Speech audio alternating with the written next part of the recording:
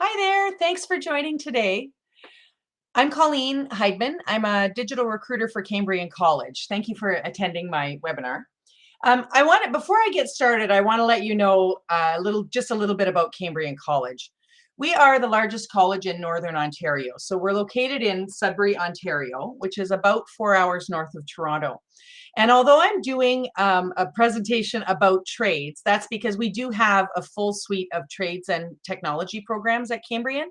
But I want to let you know that we have 90 full-time programs in a wide variety of subject areas: health sciences and community services and justice, and not just trades.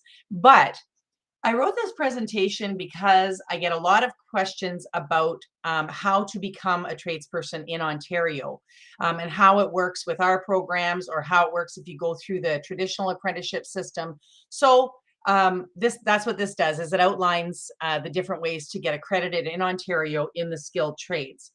There is a booklet that goes with this presentation, and Haley's just going to put it into the chat so that you can pick up this link if you'd like. It's just a printout of the PowerPoint that I'm about to show you.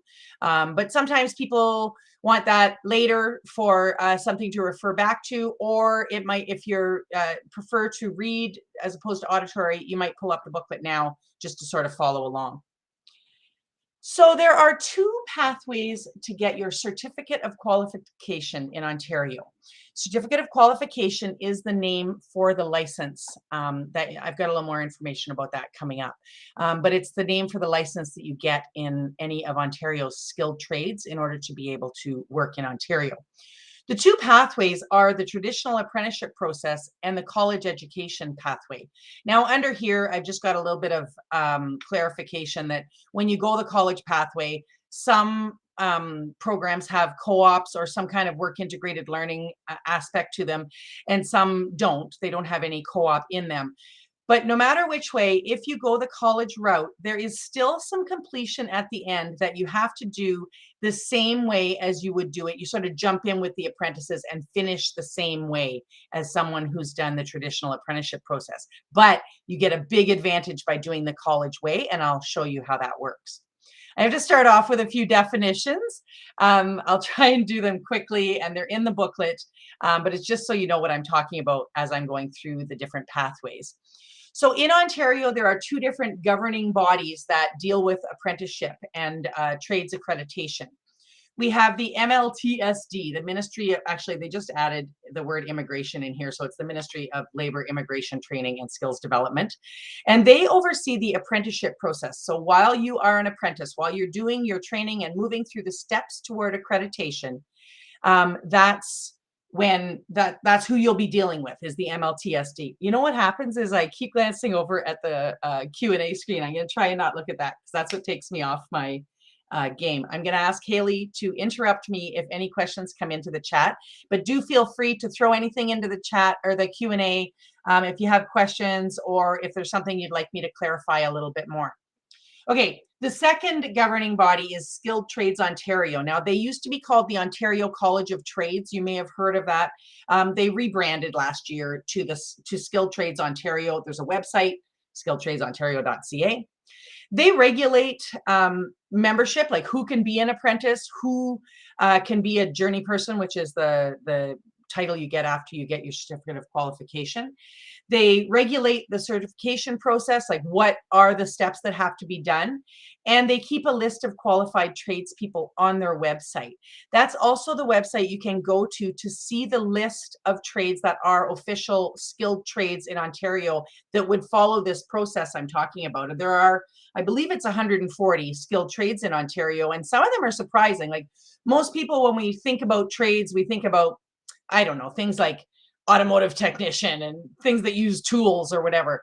But there are a lot of other careers you can get to through the apprenticeship system as well, like early childhood educator and hairstylist. So sometimes it's interesting just to go look at that list and see all of the things that are considered trades in Ontario. So the ministry oversees the apprenticeship portion, and they are administering what Skilled Trades Ontario has decided is the training curriculum for apprentices. Certificate of qualification is the name of the license that you get in a trade. It has a whole bunch of nicknames. It's called the C of Q, becoming a journey person, getting your ticket, getting your license. But when you get your actual little wallet card and your piece of paper that you can frame and put on the wall, it says Certificate of Qualification. A training standard is a book. So it's a book that you get that is, you can look them up on Skilled Trades Ontario website. And there's one for every trade. And it has a list of competencies that you have to complete in order to be ready to write your exam. So the book is fairly thick, and it has, descriptions of the competencies and then a signature and date line.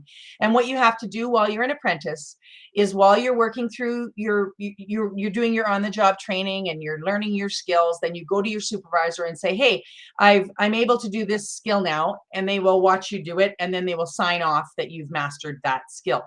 You have to have the entire book signed off in order to request to write your C of Q exam.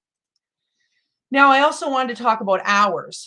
Those of you who know somebody who's gone through the apprenticeship system might have heard somebody saying they're doing their hours. There's a lot of talk about hours in apprenticeship. For most of them, you can look those up on Skilled Trades Ontario website as well. For most of them, most of the ones I know are 7,000, 8,000, or 9,000 hours. And it's hours of work as an apprentice supervised by a journey person. Now, it used to be that you could just do your 7,000 hours as an automotive technician apprentice, say, and once you were done your 7,000 hours, you could write your exam. But years ago, what happened is, like, what if you're spending those 7,000 hours doing, I don't know, oil changes or transmissions? You're only learning one aspect of the trade, yet you've done all your hours and you get a license saying you're qualified. So what they did is, now they use hours as a benchmark. They still count your hours. You still have to get close to that number of hours, but really what you have to do is get that training standard signed off. So they'll look and see, I mean, if you've gotten your whole training standard signed off and you've only done 2,000 hours, they're going to question you.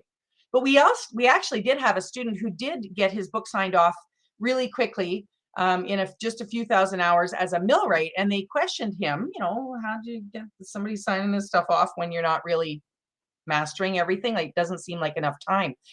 And he had an explanation. He had grown up on a farm, so he already knew how to fix a whole bunch of things from just working with his dad, and he needed to just sort of prove it. So he was able to get the book signed off quickly.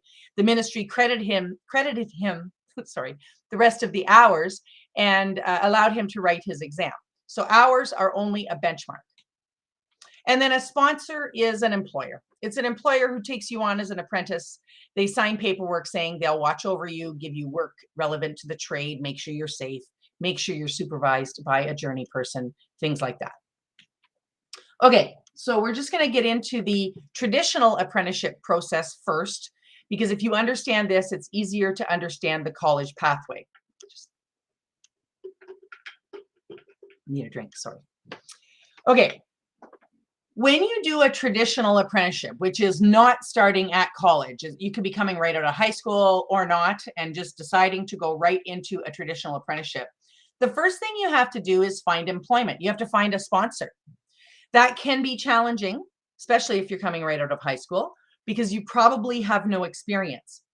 If you have a connection, your uncle is a journey person, or you already have a lot of experience in the trade, it might be easier to find that employer, but it can be challenging. But anyway, you find employment and you just start working for them. You're training on the job. You work for about a year, but really you work until you get a letter from the ministry. It's usually about a year later. And you get a letter telling you that it's time to go to your in-school training session. Now, I want to tell you, I'm doing a general example of a trade that has 3 levels of in-school training, and that is done by what's called block release. That means that you're released from work for a block of time, 8 weeks usually, to go and do your in-school training. Some of the trades vary from this, and you can see that on Skilled Trades Ontario. You can pull up a PDF for every trade, and it'll show you the progression of how to do the training. But if you I'm just using an example that actually applies to when I get into the programs that we have and how we do it. Excuse me.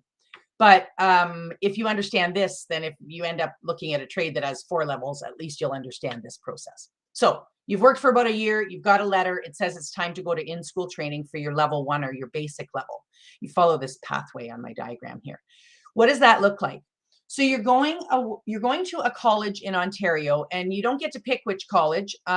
What the Ontario government does is divvies up apprenticeship training amongst the 24 colleges. So we do apprenticeship training for, I don't know, about 5 or 6 trades. We would love to do it for all of them, but it's not allowed. Like, the ministry decides so that it's evenly distributed amongst colleges, and also geographically, so that there are, you don't have to go too far to do your in-school training. But Colleen, we just have a question asking, what is your institution's acceptance rate? Oh, hi. That's a varied question. Do you have a particular program? It depends on the program. And it depends whether you're an international or domestic student. You can put in the chat if it's a particular program.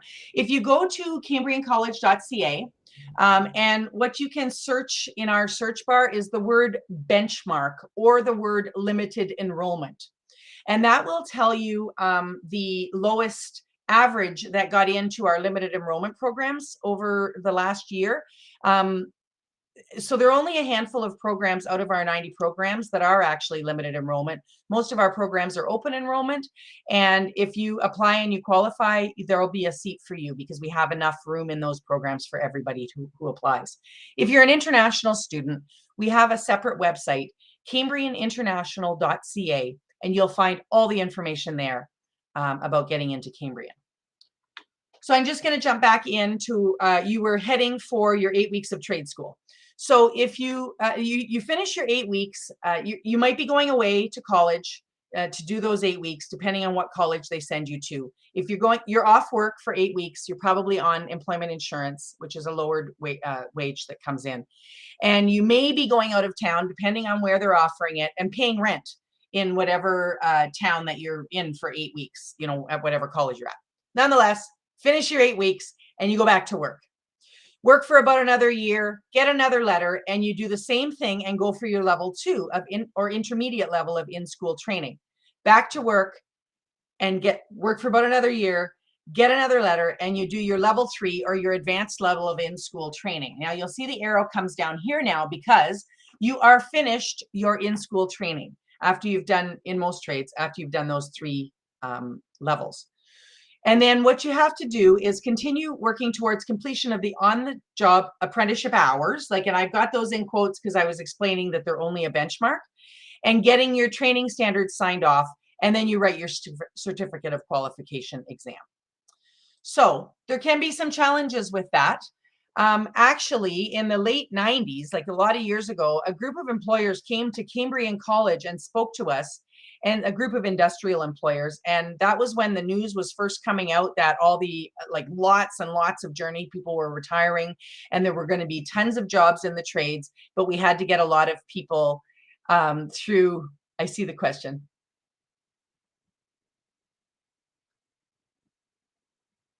I believe that might be Mariana, are you an international student?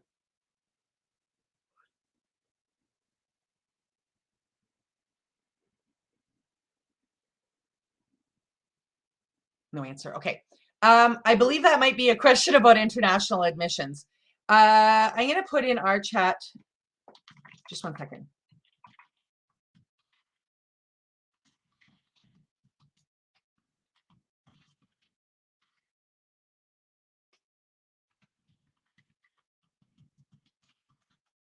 Fix those typos. I don't know if you can see them.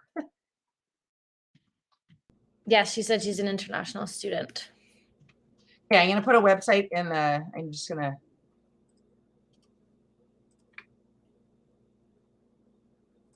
We have a website, cambrianinternational.ca, and you can get there's a tab on there about admissions, and you can get all of the answers from there. And then if you have further questions, you can email international@cambriancollege.ca. So I was saying that there are some challenges with the traditional apprenticeship system, and these employers were telling us, it's really hard for us to hire people who have no experience. We basically don't have time for that now, because all of our journey people are retiring, and we've got smaller workforces, and there's no one to supervise them. and we need them to be able to contribute right from the start. And then also that 8-week in-school training, like it's really hard for us to release our apprentices to go for the 8 weeks of training. Who's going to work at their station or work on whatever projects they were working on while they're gone? So they actually asked Cambrian College to develop a system that would solve this, and we did.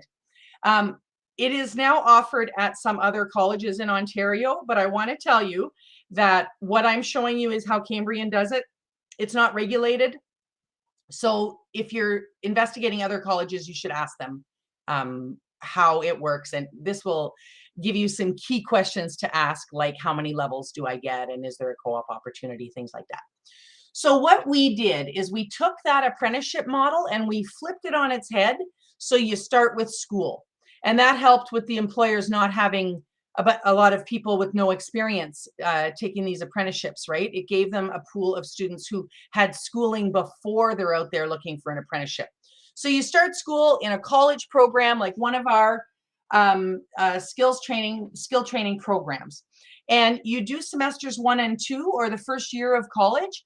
And what we did is we took the curriculum from those 8-week sessions and we mixed them in to our post-secondary curriculum so that when you finish your first year of college, you've also finished your level 1 or your basic level of in-school training, and you never have to do it again for that trade. In the summer break, there is an option to do a work term. So for some of the programs, it's an optional co-op. For some, it's a mandatory co-op. And for some, it's not a co-op per se, but you take a summer job. And we have a department that helps you with that, with figuring out what you need to do in the summer. Nonetheless, whichever of those it is, when you do your summer work, you can get the employer will sponsor you as an apprentice. And while you're working, you can start getting sign-offs in your training standard and start collecting some hours, start counting your hours. So you get lots of good hands-on experience, and employers actually want students that have this, that are going through this process, and they will take our students kind of as a preview, like they're looking to hire. We have lots of employers who hire students after they've taken on co-ops after they finish the whole process. So you do your summer work term, and then you go back for semester 3. And when you finish semester 3 of the program, you have your level 2 or intermediate level of in-school training. Finish semester 4. Now, this too is a general example of a 2-year program for a trade that has 3 levels of in-school training. There's a little bit of variation in a couple of our programs, like one of them has 4 levels. And one of them is a 3-year program, but this will help you to speak the language, to be able to read our program pages. So you finish semester 4.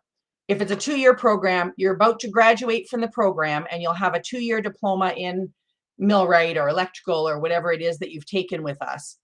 And you also have all 3 levels of in-school training completed, which is beautiful. Employers love it. You put it right on your resume. All 3 levels of in-school training completed. I never have to go to trade school. And employers like that because, like I was saying, it's a problem for them to be releasing apprentices to go to these in-school training sessions. After you graduate, you actually do have a chance to do that summer after you've graduated. You can do another co-op or work term, depending on how it works in your program. You might not need to. Whoever you did this work term with, like we have all kinds of students who graduate and they already have 4 or 5 job offers. But if you don't, then you can go through us and find something that's like a summer job, and the employer will sponsor you, and maybe they'll keep you on and hire you after. But even if they don't, you can be looking for permanent employment while you're doing that final co-op, and you're also collecting some hours and getting some sign-offs in your book. So at the bottom, you'll see that the box is the same as the box that was at the bottom of the traditional apprenticeship system. Continue working towards completion of on-the-job apprenticeship hours in quotes because they're just a benchmark, and get your training standards signed off, and then you can request to write the certificate of qualification exam. The thing is, when you do it this way, you graduate with big advantages. You have an Ontario College diploma. You have a post-secondary credential, like in life. Whether that's going to help, that'll help you to get an apprenticeship to finish your hours in that, but also people change careers. The average Canadian changes careers 3 to 5 times in their lifetime. And I know personally, I have a 3-year Cambrian business diploma, and I'm actually in a public relations job now. Sometimes just having a college diploma can get you that job interview. And that's how it worked for me. And then they could see that I can talk to people and promote things and that. And so I ended up being able to get this public relations job. So you'll have an Ontario College diploma forever. And if you decide to change careers, maybe just having a diploma will help. You'll have hands-on experience. So you're not doing that, what I said, trying to find an apprenticeship when you don't have any experience whatsoever. Employers really like hiring our students. As a matter of fact, I used to be a co-op coordinator for the trades. That's why I know about all of this. And employers used to tell me, your students hit the ground running, which means they contribute right away from day one as soon as they walk into our shop. And that is because, and they love that. And actually sometimes put in their job ads, must have completed a college program, or there's a couple of employers that say must have completed the Cambrian College program. And then you'll have some or all of the requirements and education towards completing the credentials. So you'll have all 3 levels of in-school training. If you did the summer job part, you'll have some hours and some sign-offs in your book, and you'll be that much closer to earning your certificate of qualification. So I made a list here of the programs offered at Cambrian College that go exactly the way that I just said, because there's another screen of, I don't want you to think these are the only programs we have. But for millwright, electrical, heavy equipment, truck and coach technician, welding and fabrication technician, automotive, which we just have a big long fancy name for automotive, but it's our automotive program, machining, and for power line, what I showed you is exactly how it works, except Powerline has 4 levels and we can only legally give you 2 of them. You have to do the other 2 in the field as an apprentice. And the employers know that, and they want the students who've gone through our program and at least have those 2 levels because it gives them a big advantage. These are some other programs that we have in skills training and engineering technology at Cambrian that just cover, I just put them on a separate slide because they don't go exactly the way that I showed in those diagrams.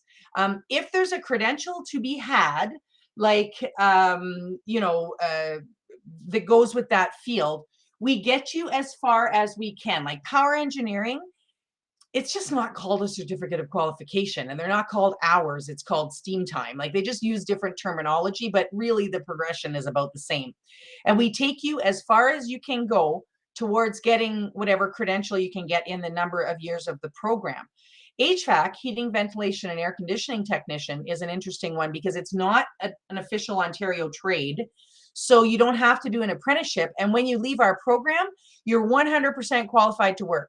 You have your gas technician licenses and your oil burner technician licenses, and you don't have to do any further hours or anything. Just that and your college diploma will get you lots of jobs in the HVAC field. So you can find out about all of these programs by going to cambriancollege.ca. And right at the top of our website is a link that says programs. When you drop it down, you can go to full-time programs, and then you can explore our School of Skills Training and Engineering Technology. I'm going to play a little video.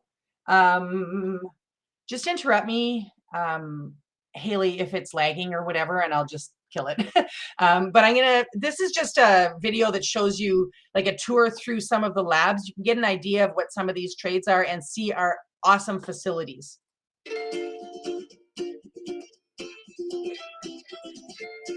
Is there sound playing, Haley? That doesn't really matter anyway. Okay, thanks.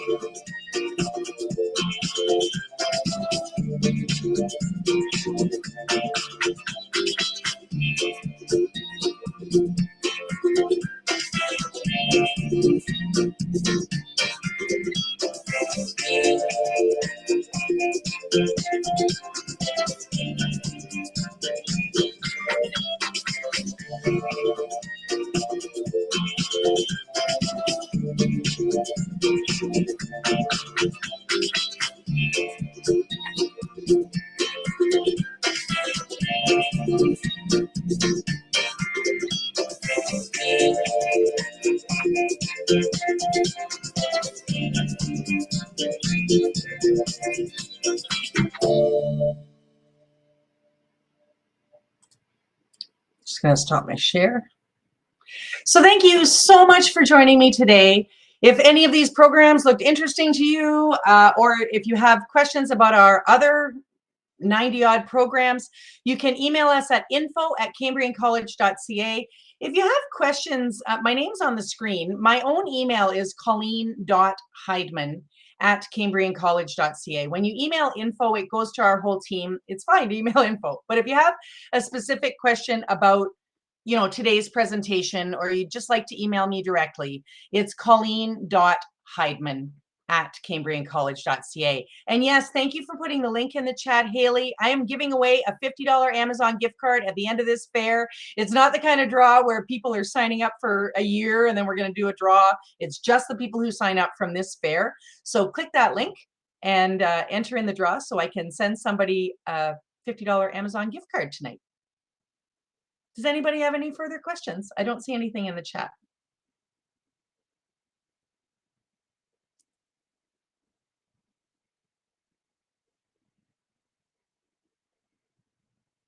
Awesome. Our fall open house, if you're in Ontario, well, even if you want to come to Ontario, our fall open house is this Saturday, November 12th, and there's information on our website about it. Come take a tour of Cambrian. Thanks very much.